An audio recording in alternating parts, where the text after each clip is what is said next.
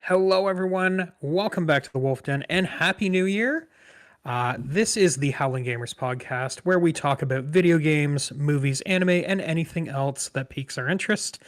I am CyberWolfJimmy. And I'm ZombieWolfFreakiod, and today we are going to be doing a little bit of a look back to last year, the end of last year, the Game Awards. And we're going to talk about some of the winners, and then we're going to end up with, the one that won the biggest one, Baldur's Gate 3. We're going to end up talking a little bit more about that one. But we're going to start off talking about the Game Awards. Jimmy, kick us off with some highlights from the Game Awards this year. I mean, let's start with Baldur's Gate 3 specifically. They kind of went head for head with Alan's Wake 2 as far as the number of awards that they both cleaned up. Baldur's Gate winning, obviously, Game of the Year, Best Performance, Best Community Support, Best RPG, and Best Multiplayer, which, I mean, when you cover RPG, Multiplayer, and Game of the Year, I think it's reasonable to say, hey, this is probably a good game that everyone should play. Yeah.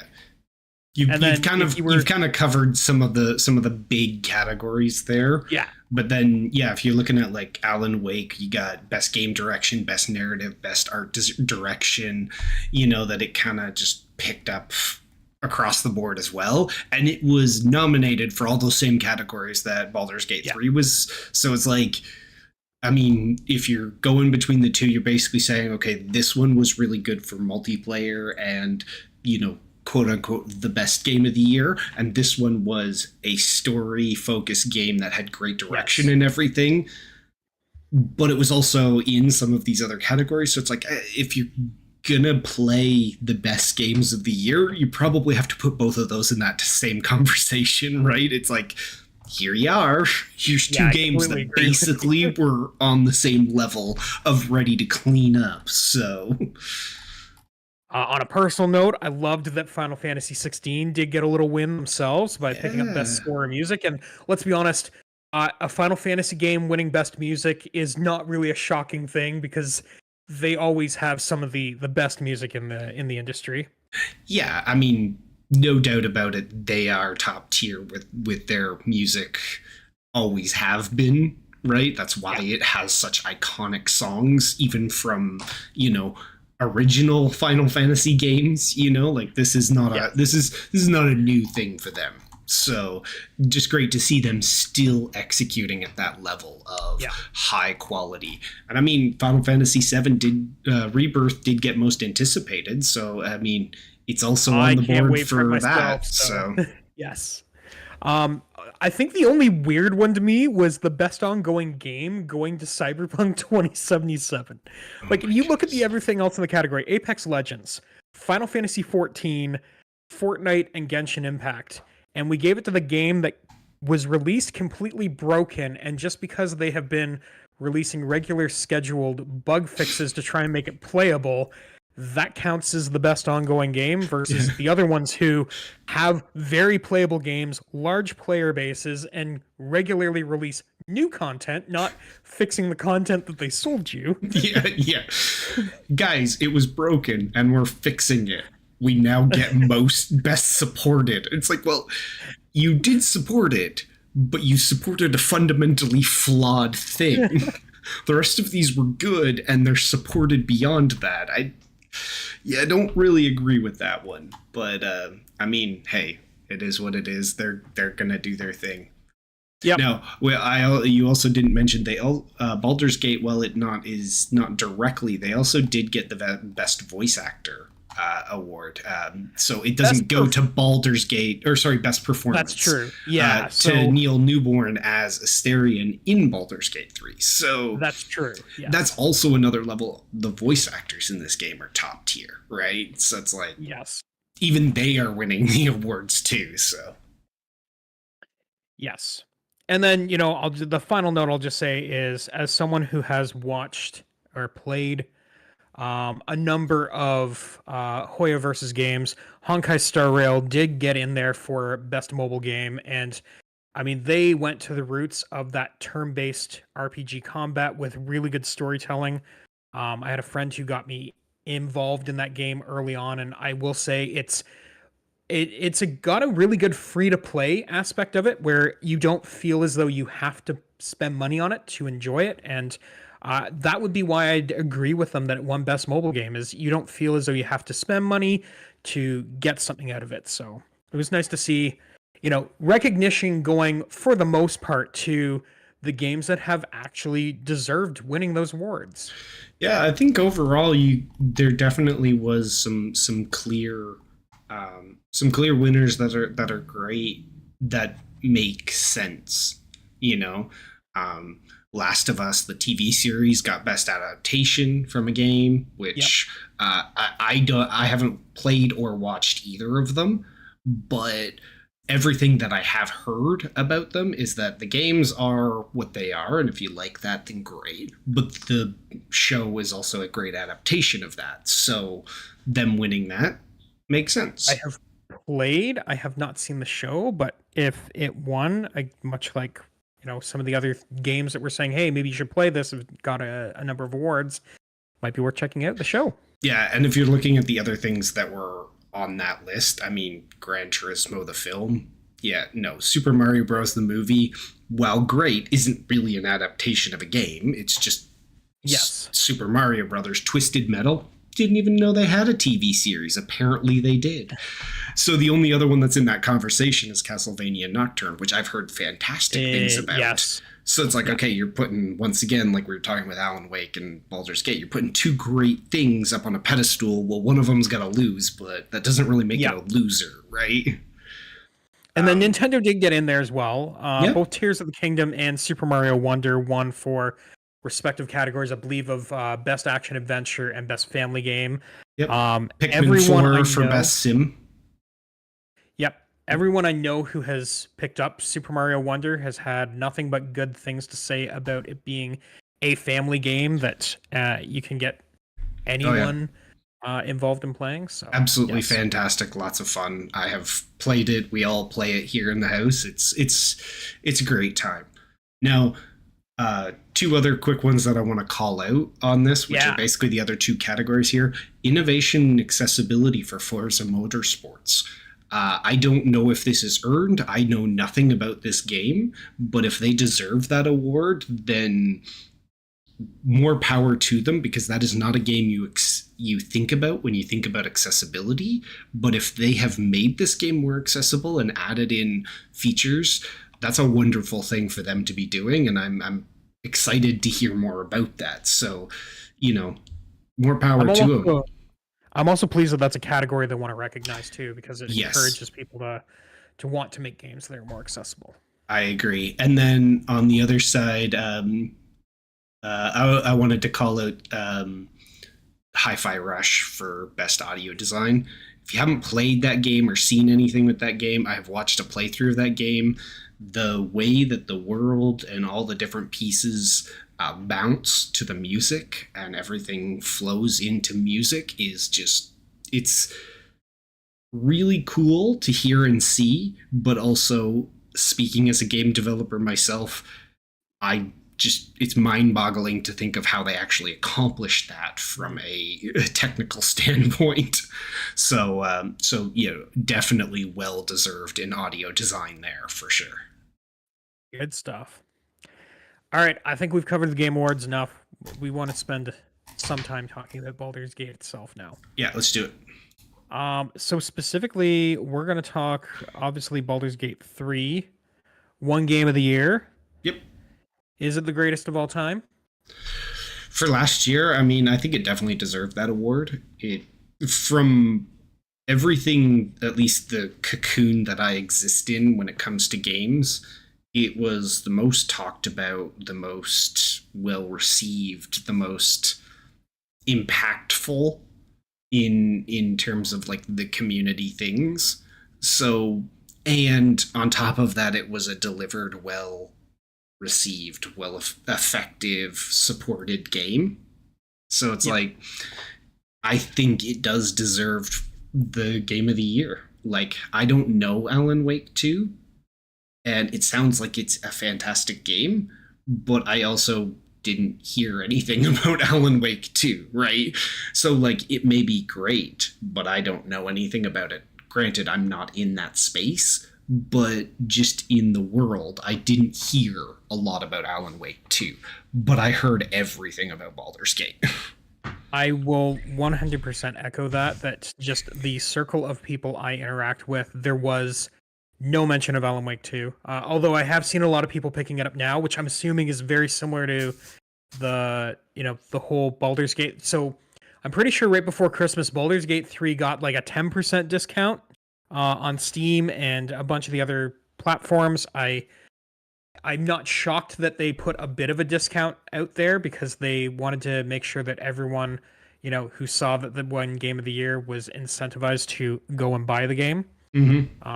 So I did too. So that's it was one of those things where yep, it did. And it's one of those things where the things that I was hearing, just the number of hours that people had put into the game, where just from Steam's statistics of just, it topped any of their other games just with how many overall hours across everyone's profile that was being put into that game, which, that led me to believe that there are a lot of people who really engaged with that game on a deep level. So, and the game itself encourages playing through several times because there's multiple ways that things can go. There's more interesting story things that you can get if you play the pre-made characters than if you made your own. So it's like there's incentive to play it as those characters as well. So it's just like there's so many reasons and stuff to play the game a second time or a third time that it keeps people coming back, right? And then, if I think about should anything else have won Game of the Year, if you look at the other things that were in the Game of the Year category, most of them won for their particular genre. I could arguably say any of them could have. So it's one of those things where I don't think, you would have got much of an upset if, say, Super Mario Brothers Wonder ended up winning Game of the Year. It's been praised as a family game. At the same time, am I happy that Baldur's Gate 3 won? Sure. I think Larian Studios has proved that they've developed something very... they've taken their time in developing it and put a lot of thought into it. And so it's nice that they're being recognized for what they've done with it.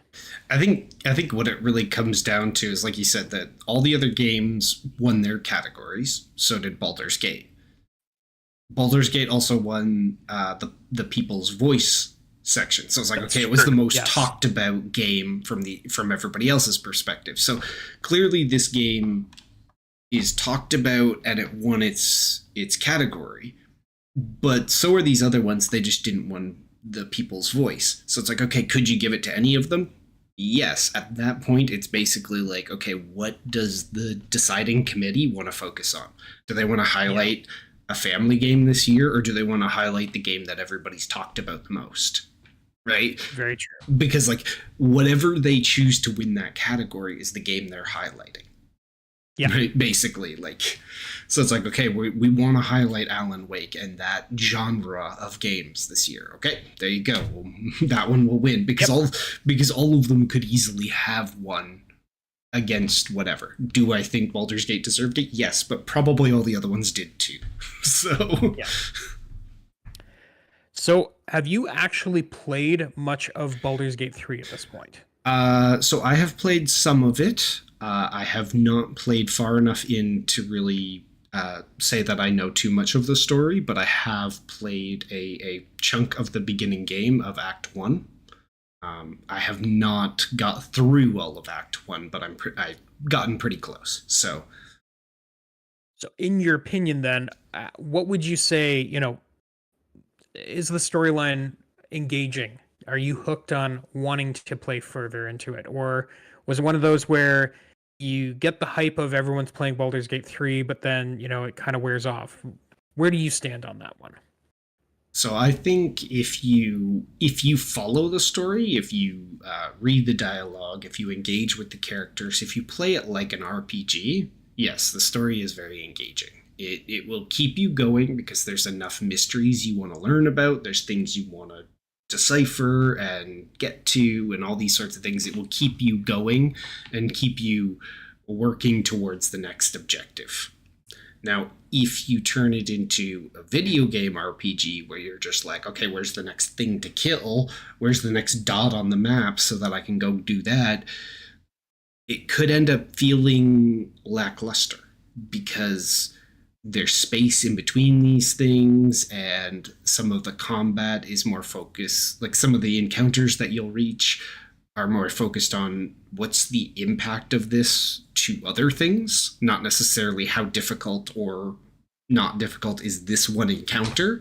So it's like you have to play it with the mindset of playing characters, you know, Dungeons and Dragons or RPG, true RPG style. Like, you have to be feeling the world and interacting with the world. If you're tuning out the story, then you'll fall apart pretty quick. This is based on like the 5th edition of Dungeons and Dragons rule sets. It is too, right? So like if you're going into this thinking like a D&D player, it's right up your alley. Yeah. If you go into this thinking like I don't know, we'll call it a JRPG player, where, you know, you've got your typical, actually no, they're moving more to action combat than turn-based combat at this point, but even you know, even more a more traditional version of that, where you're like, okay, I'll go grind out some levels. It's like, no, exactly. that's not how this game is going to work. Like, you're not grinding out your levels. You're going to the next set piece and interacting with that set piece and the characters in that set piece to gain information, knowledge, you know, figure out secrets. You're rolling for things and you know, you're rolling an insight to see whether you understand something. And if you fail, you don't get to do that again. Like that's just not an option on the table anymore, because you failed your check. You don't get to keep retrying until you eventually get it. You know, like you get to do. So it's like, if you're playing it with that mindset of, I'm in an RPG and I'm going to do what I can, and I'm going to go through these set pieces and interact with these characters and fight these combats that make sense, you'll have a fantastic time, and it'll definitely hook you. But that is what it is designed for and what it is designed to be. Now, I haven't really played yet, but I have read a number of articles. I've seen a few YouTube shorts of people making fun of things. I think one of my favorite shorts that I saw that someone was making fun of was the characters and seeing that they failed a perception check. And one of them turning to the other one and saying, wait a second, how do I know that I failed a perception check if I failed the perception check? Which, you know, I appreciated the fourth wall of, you know, you the player know that you failed a perception check, but you the in-game do not recognize that as a piece of information that you're being given. And yeah, it was an entertaining one. Yeah. But then just some of the articles about what they have done. You know, I saw one where they were talking about the fact that they intentionally chose not to include the spell Dispel Magic. Yes.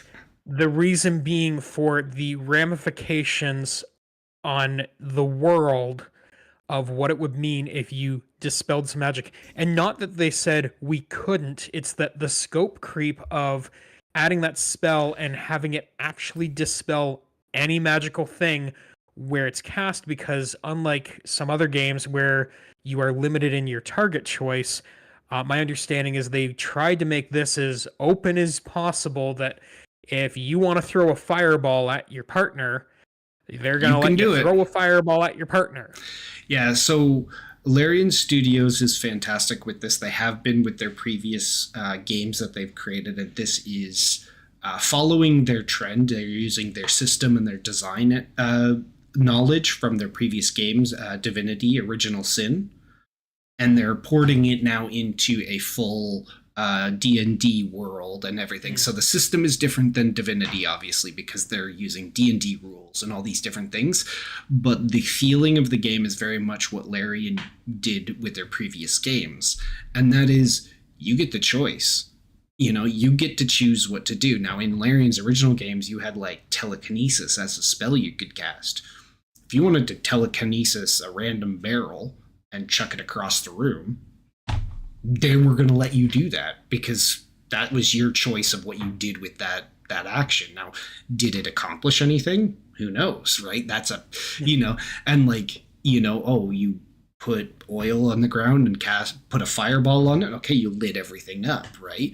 And that was part of the frustration with some other games that are based off of D&D is they got too restrictive, right? Of, I can't do this because I'm not allowed to because the game, they didn't have the time or the system developed to make it so that I could do whatever I wanted. And Larian's like, no, you can do whatever you want. And so they have to remove some of those things that are like, okay, if you can do whatever you want, this is going to be too much.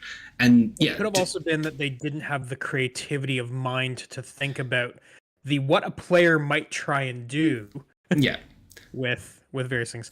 I have also heard that there are things like speak to animals, which allows you to actually speak to animals. And again, what you may accomplish is next to nothing. The concept that they have put either text or voice lines in place to cover that is a lot of extra work for something that is relatively an Easter egg type of thing that people are going to do. The thing is that it's not. That's the good part, but it can be, right? So you can talk to any animal in the world. And if you don't have speak to animals, they will make their animal noises. Like all of them. And then that will end the conversation. If you have speak to animals, every single animal will have something to say. Now, sometimes that's as simple as I'm enjoying the food that I'm eating, and then that's the end of the conversation. But sometimes, a rat will tell you about a secret hole that they found that, they don't know what's inside there, but there's some red shiny object, and you maybe are looking for that. So they can lead you to that. Now, you can get there a billion other ways, but that is one way that you can learn about how to get in there is talking to that animal. So they've added that in as an element that can be helpful if you so choose to use it. But you don't have to because the game is designed with lots of options and lots of ways to do all these different things. So it's just so much fun to see those sorts of things. There's also speak to the dead. You can speak to any corpse that still has its head. Now, another one of those things like Dispel Magic. They took Dispel Magic out because you can dispel anything which causes problems with items and all these different other things. So the scope creep became ridiculous. To manage that with Speak to the Dead, because they wanted to add that spell in, is anytime you kill a character in the game with a spell or a melee attack or anything like that, the text actually says that you decapitate them or you maim them beyond recognition. So you cannot speak to them anymore because that's their way of interacting with that. Now, you can still find corpses and characters and different things that are around the world that you can then speak to, but they've limited it by adding in that one specific clause and making it so that they can work around it. But you can still speak to them. They're all voiced, and once again, sometimes they're incredibly helpful, and sometimes it's completely pointless. I'm sorry. The moment you mentioned Speak to the Dead, I immediately go to like the newest Dungeons movie. and Dragons movie. I'll admit that movie was better than I was expecting. It wasn't great, but that was by far one of the best sections in that whole movie. Yeah, absolutely. And so there's things like that where, once again, it's those sort of things where developers have given you the freedom to choose what it is you're going to do. And that doesn't mean that whatever you're going to do is useful. But all those things that you can do potentially give you options to accomplish things, to gain XP, to learn about the things that you need to learn about, to progress, to whatever. You can do that with whatever you've chosen to play with. But you have to then find it, right? You then have to use your skills. You have to go towards that. You can't choose to be a pacifist monk with Speak to the Dead and then go, okay, well, now I want to run around and beat everything up. It's like, well, no, now you're just going to lose all of your combats. You need to find a way to do this another way because you cannot just choose to do it the other way. I'm chaotic good. I'm crazy. You never know what I'm gonna do. So it's just wonderful in that sense, and Yeah. they've really given you the freedom to choose that and to play it out and to engage with that, and that leads to what in game design we talk about as the unintended story moments, right? Mm, Unintended game design features. So they're things that as a game designer you can't possibly plan for. But what you can do is create the tools and let the players find them, right? So it's story elements where you're playing with three other friends in a Baldur's Gate game, and one person grabs the enemy and throws them up in the air, and the other person ends up throwing another person, and then they clash in the air and fall down a pit. It's like the game designer couldn't tell you that that was what they intended, but you could do it, and you and your friends could have a great time with it and have this great laugh about this moment, this story moment that you could tell other people about later on, that the game designer could not have made, right? If you put that in, it wouldn't make as much sense and it wouldn't feel as real as when people just did it, right? They just used the systems and found this ridiculous thing and had fun with it, right? I know, like some of the greatest D&D stories ever, where, hey, Exactly. we did this thing that was outside the norm, and we had an amazing DM who actually, instead of just saying no, you can't do that, actually said, yeah, roll me an X, and it succeeded when, in all reality, it probably It shouldn't shouldn't. have. And they decided to just run with it instead of saying, so that shouldn't have happened, and I don't know how to accommodate this. Exactly. And then you end up with these really organic, fun stories that mean something to everybody. And they're stories that you'll tell for years after that thing. Sure, did you end the campaign? Yeah, whatever. But the story, that thing that you did is the part that really sticks with you, right? And That's true. and that's what they've tried to create is the playground with a larger story and all the elements so that you can play through the game, but then you can really create those organic moments that are just worth so much more, right? Now, there's one last article I wanted to bring up, and I found this one just before we jumped on the podcast tonight, Sounds good. which highlights some of the things that can go wrong with having a completely open system. And one of the more recent bugs that's still out there, and how people are exploiting it. So this might get into a slightly X-rated version part of our podcast, but there is an ability called free cast, which does exactly what you think it does. It gives you a free action. So whether it's an action, it's a bonus action, it's a spell slot, it doesn't cost anything. The tooltip says that it takes an 8-hour rest to restore that. People have discovered, and Larian Studios is doing a fantastic job of patching it as appropriate. But apparently one that is still available as of the writing of that article is that if you take off your underpants, you will have that automatically restore without having to do a rest. So the most powerful way to get an action is by taking off your underpants. Take off your clothes. Exactly. So and I can appreciate that because they've made things as open as possible. You're gonna have some of these things. Oh yeah. And I appreciate that, it's not one of those things where the community is super upset with them. Also, I appreciate that everyone in the community is not hammering on them for fixing those things when they're unintended. Because, yes, you can exploit it, but are you really having fun if you're exploiting a game? I think a lot of people right now are doing it just as hey, did you know that I get a free action if I take my underpants off? And the other part is that Larian has been very active in interacting with the community about these sorts of bugs. Yes. So they're taking in the feedback. They're putting out patches with creative written patch notes that, describe some of the things that they're doing and that they're fixing. So they're engaging with all of this to make it more fun rather than saying, oh, we broke that crazy exploit that it's like, no, they don't care. They're having fun with it and they're engaging in the community. So then everybody else is also having fun with it. Right. And in a game where there's no leaderboard, there's no PvP, it's people who play themselves or multiplayer, but multiplayer is still within a group that you have to get together with or connect with, why does it matter? Right? Like, why does it matter if there's exploits in there? Yes, they're fixing broken systems or problems that really are making it impactful, but if you want to exploit it by taking your pants off, then, I mean, that's on you and your experience of the game, right?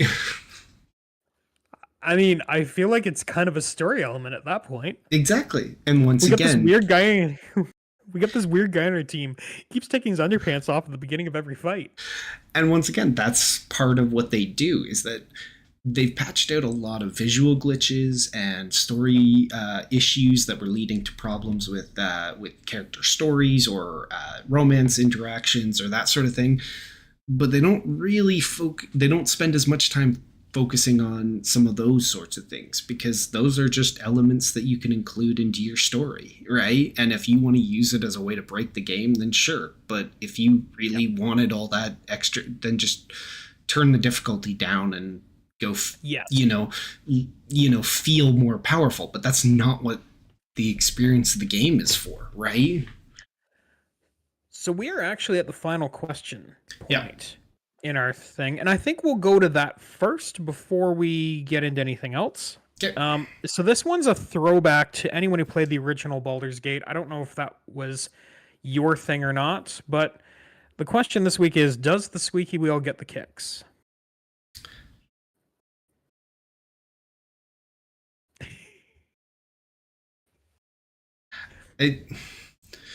You have some like otherworldly amount of fascination with this character, and like I don't know how to deal with that, because like there's something going on here, Jimmy. Like this